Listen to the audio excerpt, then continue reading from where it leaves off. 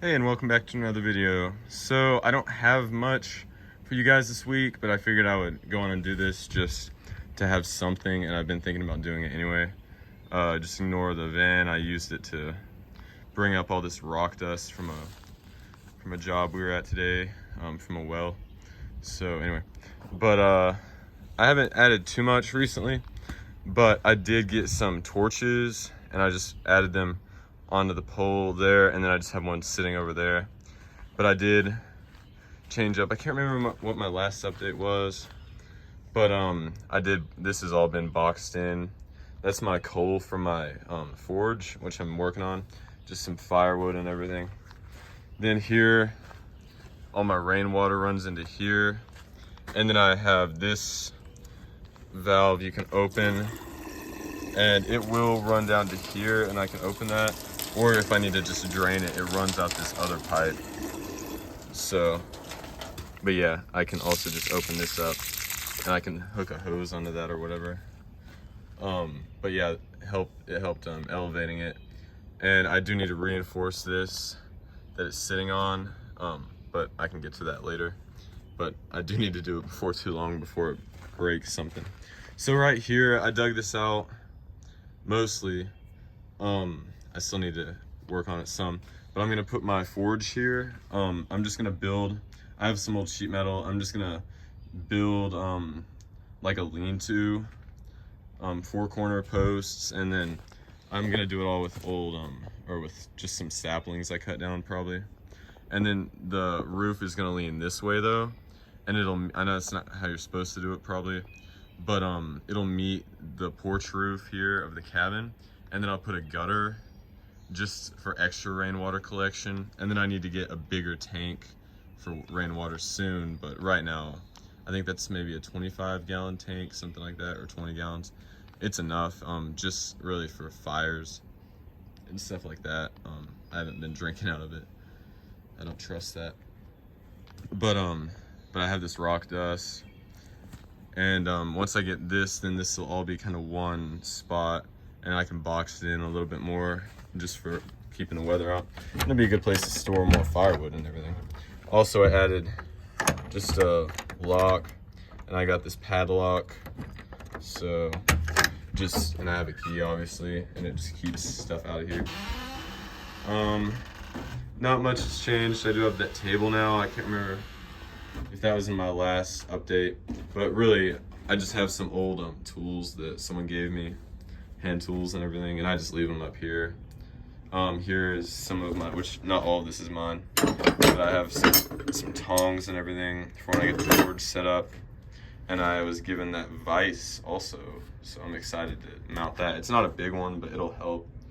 And I got a double-bladed axe right there, which is pretty decent. An apple picker, a hoe. I have an old I bought a shovel. There's an old one, and then I got a sledgehammer as well. And there's my tiki torch fluid, or oil. And then here's just my apron for forging. There's my anvil. I'm gonna work on building, and there's some cinder blocks and stuff. There's an electric blower there, but I think I'm gonna try to build like an actual bellows. There's some tutorials on YouTube. It looks pretty complicated, but I think it'll be good to try at least. It'd be cool if I could actually make a real one, and that would last forever. Mainly for the cool factor. It's not as practical, but I don't have to have batteries up here. So that's pretty much it for the cabin though. But I'm going to go on and show the new trench line and the tank, which is built on an old lawnmower, but it works fairly well. It's a little top heavy, but this is it right here. So I got like a 3-foot, I think it's 3 foot, like a culvert, like the end of one, and I put that on there, and then I have like rollers on the turret itself, so it rolls into that culvert piece, and then I just have like rubber around the edges, and it's sealed up pretty tight. Really no BBs can get in there. There's a place or two, and I have a spud gun actually in there, and I made it where you can breech load it, so you know, unlike a traditional spud gun, you have to load from the muzzle. and then I made some foam projectiles. So it's pretty fun. We haven't used it with the spud gun in battle yet. Last battle it was dark. But yeah, I have a tiny viewport. Need to work on making it a little bigger. It's a little bit of a weakness though, so that makes it not so OP. Have a heavy weight on the front. I just use like cheap Harbor Freight camo tarps to cover my OSB because, you know, the weather is really hard on that, and real plywood is too. It is on real plywood, but not as bad. And then I just put some spray painted the turret. It's all covered in tarps.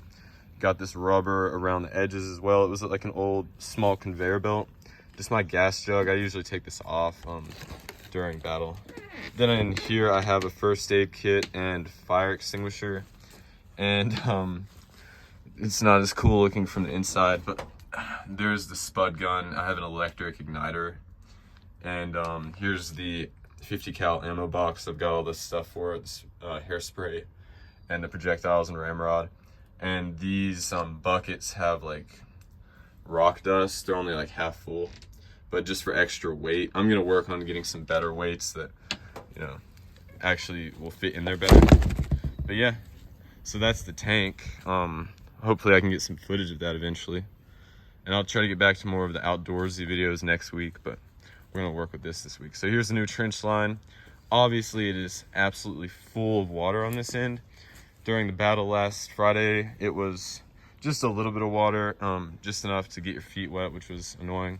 No one got trench foot. We weren't out long enough for that. But I wanted to put more 90-degree angles, because, you know, straight trench is almost useless. But it's fairly straight through here, unfortunately. It has a curve or two. But it goes up that way, cuts to the left, and joins the original trench and bunker. And then this one goes this way. I haven't cut all the roots yet. Yes, I got an excavator up here. Digging this by hand wouldn't be impossible, but I'd rather just wait for a piece of equipment. I've dug plenty by hand. There's no point in spending all the time on that. And then we have this bunker. It's not really a bunker specifically. I'll tell you about that in a second. It just goes up there and then ends in the original trench. Up over this berm is where people like to camp. This fairly straight angle, so that's where suppression came in handy. Anyway, if you've seen any Ukrainian war footage, you probably have noticed all the weird dugouts that they dig, like in the side of trenches. They're not really defensive positions, they're more like to hide from drones. So we wanted something similar here. We just wanted a nice little hole, and you could sleep in there, it's pretty big.